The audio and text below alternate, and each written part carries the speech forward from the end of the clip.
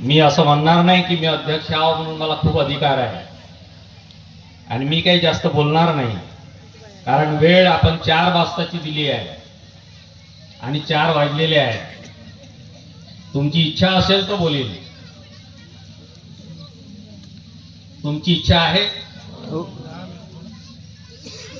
नाही तर इकडं अध्यक्षाचं भाषण सुरू आणि तिकडं बाहेर जाणं सुरू. असं व्हायला नाही पाहिजे. आपण भाग्यवान आहोत. या ठिकाणी आपल्याला हे का लाभलं, आपण का बरं जमलो, कोणीच समजू शकत नाही. दैवी घडामोडीला समजणं हे आमच्या सारख्याच्या बसमध्ये नाही. अनेक संत झाले, ऋषीमुनी झाले, त्यांनाही समजलं नाही.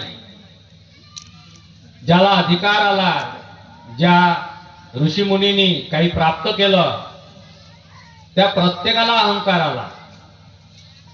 ज्यांनी ज्यांनी अहंकार केला तो नष्ट झाला. ही या देशातली परंपरा आहे आणि त्याच परंपरेनं आपण वागतो.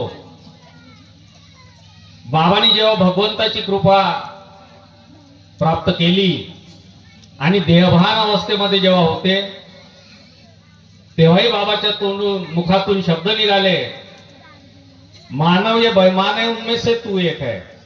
बाबा भगवंतानी बाबाला नाही म्हटलं बैमान, मानव जातीला बैमान म्हटलं. मानव ये बैमान है उनमें से तू एक है. मैं मानव पर कदापि विश्वास नहीं करता. बाबांनी आपला इमान भगवंतासमोर ठेवला. बाबांनी आपला इमान भगवंतासमोर ठेवला आणि परमेश्वरी गुणाची गोरगरीब आणि दीनदुखी लोकांना परिचय करून देताना निष्काम भावनेनं कार्य केलं.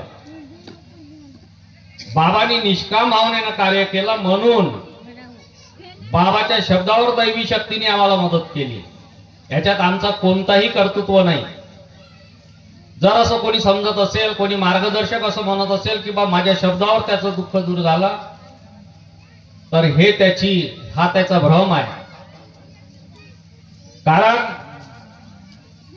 मी या मार्गाशी जुळलो नाही. माझे वडील जेव्हा 1976 मध्ये माझे वडील जुळले, तेव्हा जास्तीत जास्त माझं वय 10 वर्षाचं होतं. आम्ही उमरेडला राहत होतो, सेवक नंबर 720. माझ्या वडिलांना माझ्या कुटुंबामध्ये भजनाचा छंद होता आणि या भजनाच्या छंदापायी मला लहानपणापासून तबला वाजवण्याचा छंद लागला. जेव्हा मी तबला वाजवत होतो, या छंदापायी मला बाबाची संगत घडली. या छंदापायी बाबाची संगत घडली. कोणी म्हणेन की मी होतो, मी केलं, मी काहीच केलं नाही. आणि बाबाचे शब्द आहे, तू काहीच करू शकत नाही. करता करविता भगवान आहे, आपण निमित्त मात्र आहोत. तबला वाजवणं हा निमित्त होतं. भगवंताला बाबाची संगत घडवून घ्यायची होती, हे माझं भाग्य होतं.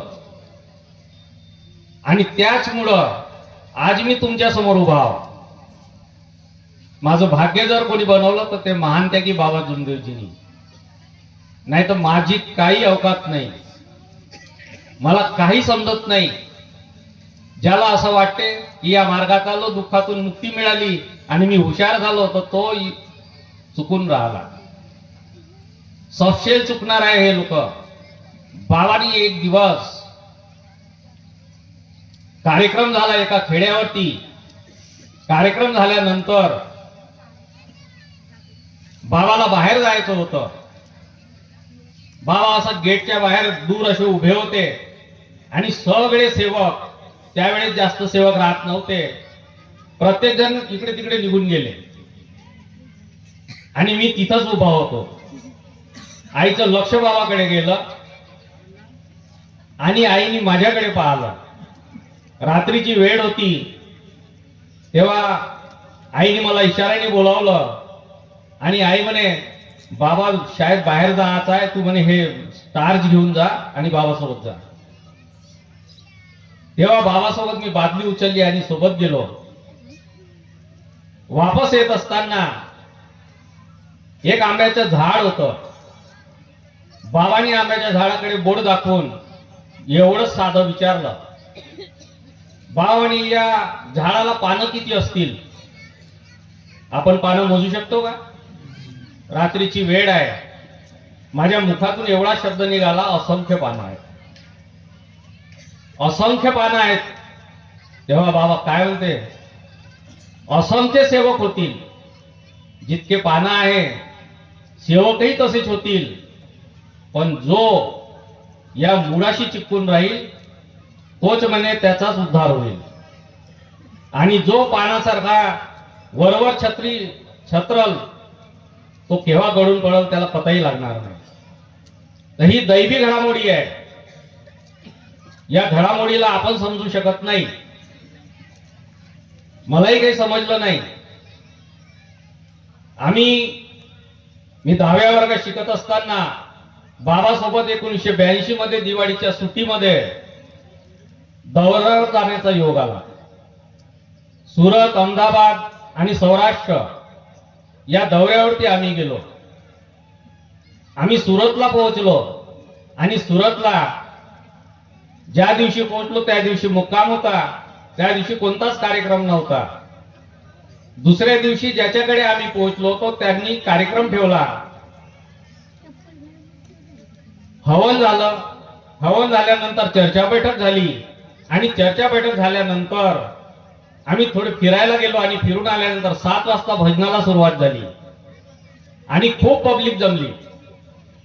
त्या ठिकाणी अनेक वाली पब्लिक जी होती आपल्या इकडून गेलेले, त्या लोकांना माहित झालं की हे आपल्या नागपूरकडून आलेले लोक आहेत आणि यांचा भजनाचा कार्यक्रम आहे, तर लोक त्या ठिकाणी खूप जमले.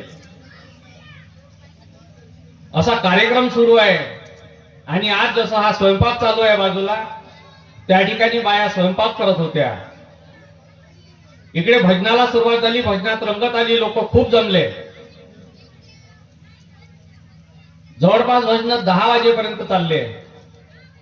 भजन झाल्यानंतर भजन सुरू असताना ज्या बाया स्वयंपाक करत होत्या त्यांचा स्वयंपाक झाला होता, त्याही सुद्धा भजनात येऊन बसल्या.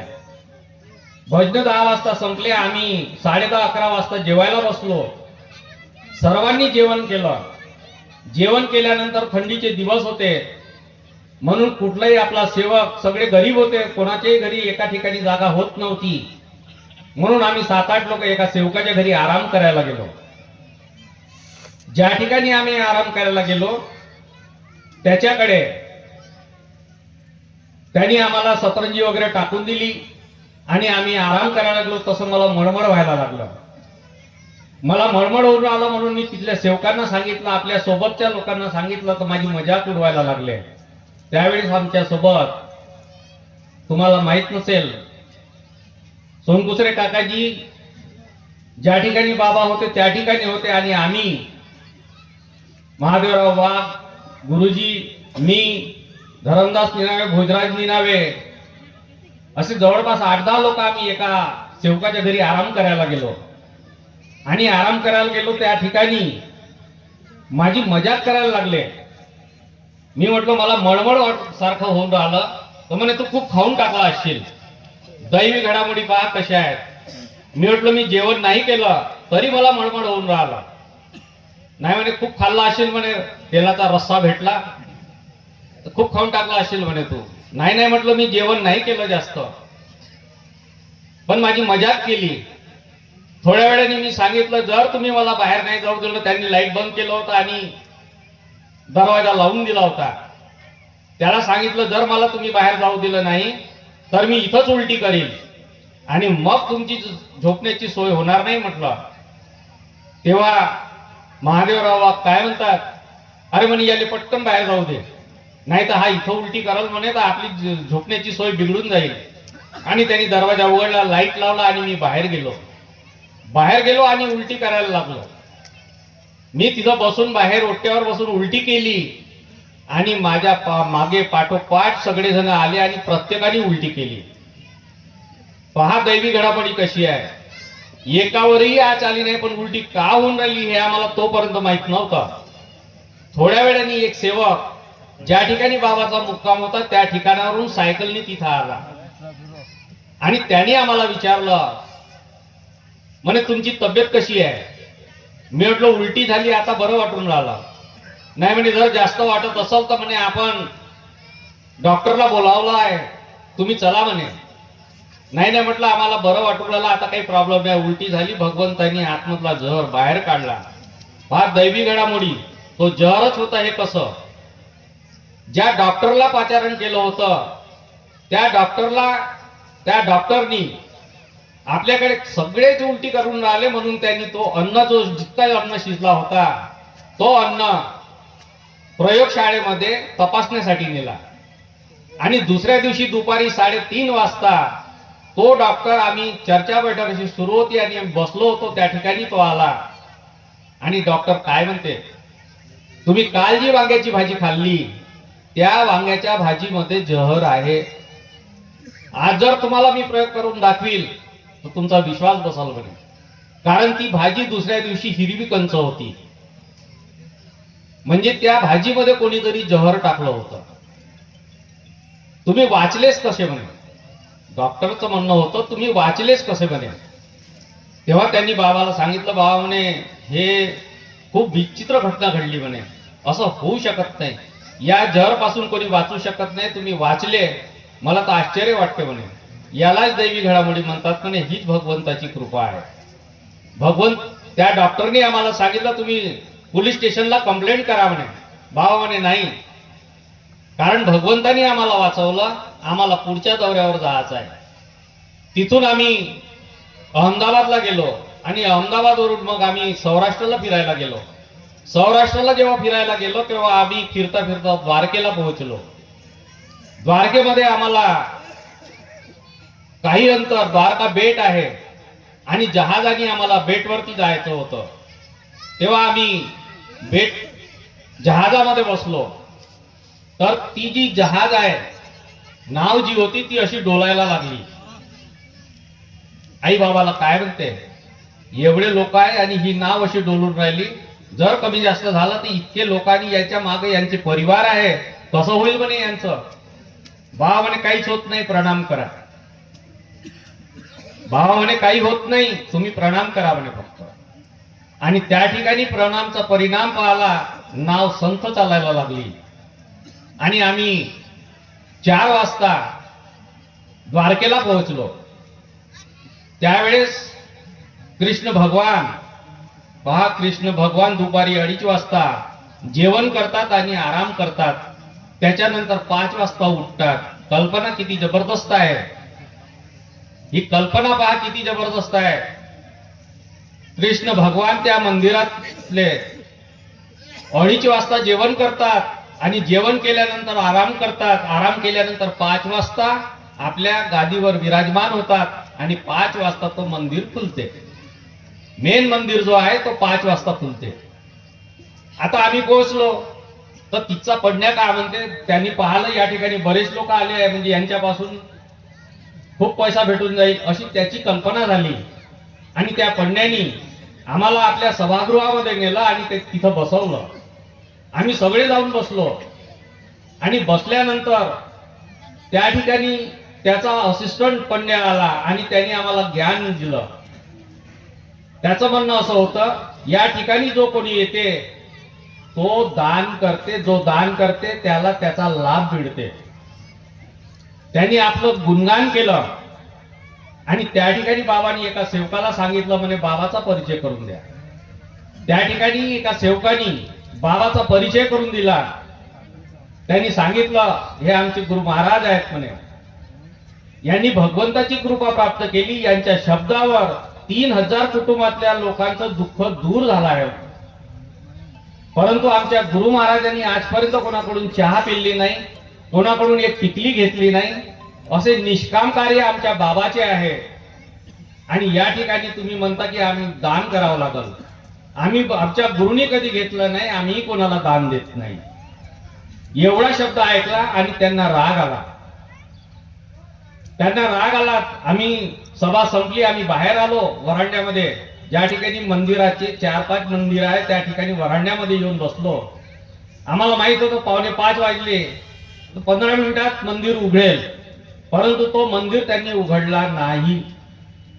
कारण दान दिलं नाही तर मंदिर उघडला नाही. मग आम्ही त्या ठिकाणावरून बाबांनी पाहिलं 5:05 झाले, वेळ झाली म्हणे. बाबाजवळ वेळेला खूप किंमत होती. बाबा म्हणे वेळ झालाय आपल्याला, आपण निघालो पाहिजे, तुम्ही सगळे जयघोष करा म्हणे. आणि 50 लोकांनी मिळून आम्ही जेव्हा जयघोष केला, तो जयघोष जो निनादला, त्याच्यानी जे परिणाम झाले त्याचे परिणाम त्यांना भोगावं लागला. त्याच वर्षी त्या ठिकाणी एक वादळ आलं, चक्रीवादळ, आणि त्या याचा पूर्ण नुकसान झाला. आम्ही जेव्हा जयघोष करून बाहेर आलो तेव्हा आमच्या सोबत उमरेटचे चिचघरे होते. आमचे संचालक आहेत ईश्वरजी चिचघरे, त्यांचे मोठे बंधू केशवरावजी चिचघरे, त्यांचे 2 मुलं होते. आणि ते आम्ही बाहेर जेव्हा मंदिराच्या बाहेर आलो त्या ठिकाणी त्यांच्या मुलांना परसाकडे लागली होती. तो मला काय म्हणते, किरण तू थांब, बाकीच्या लोकांना जाऊ दे, आपण जाऊन म्हणे. मग आणि मी थांबलो होतो. जेव्हा मी थांबलो तर ते तिकडे गेले आणि एक तपस्वी धुनी लावून बसला होता मंदिराच्या समोर. त्या तपस्वीच्या समोर मी जाऊन बसलो यांची वाट पाहत. तर मागून पंड्या आला आणि तो पंड्या काय म्हणते, भगवान के दरबार में आके बिना दर्शन किए जा रहे, आपकी नाव डूब जाएगी बोले. त्या तपस्वीने ऐकलं आणि तो तपस्वी काय म्हणते, मी त्याच्या जवळच बसून होतो. तो तपस्वी काय म्हणते, अरे पागल हो गए बोले आप, उनको भी अपने भगवान पे विश्वास होगा तभी तो वो बिना दर्शन किए जा रहे बोले, आपने उनको दर्शन करने देना था बोले. भले ही वो कुछ भी करे, भले ही वो दर्शन ले ना ले, ये उनकी मर्जी, उनको भी अपने भगवान पे स्वाभिमान है, इसलिए बोले वो जा रहे, गलती आपकी है बोले, ये तो आपको ही भोगना पडेगा. त्याचे शब्द निघाले असे. पहा दैवी घडामोडी कशी. आणि आम्ही नावेमध्ये बसलो. नावेमध्ये बसल्यावर पुन्हा नाव भयंकर डोलायला लागली. पुन्हा आईने म्हटलं की यांनी श्राप दिलाय, आता कसं होईल. बाबा म्हणे काही होत नाही, तुम्ही काही चिंता करू नका, तुम्ही जयघोष करा, आपण वापसीमध्ये आहोत, काही होणार नाही, काही चिंता करायची नाही. आणि त्या ठिकाणी जेव्हा जयघोष केला तेव्हा आमची नाव संथ चालायला लागली. जर आम्ही बाबासोबत राहिले नसते तर काय झालं असतं हे मला माहित आहे. कारण मी बाबाची संगत केली, मला माहित आहे. जर आपण आपल्या कर्माला चुकलो, आपण जर तत्वशब्द नियमाला जागलो नाही तर दैवी शक्ती आपल्याला माफ करणार नाही, हे मला माहित आहे. आणि त्याच्या कृपेमुळेच आजचा दिवस मी पाहिलाय. म्हणून सर्व सेवकांना हात जोडून एवढीच विनंती करतो की बाबांनी दिलेल्या तत्वशब्द नियमाचं पालन करा.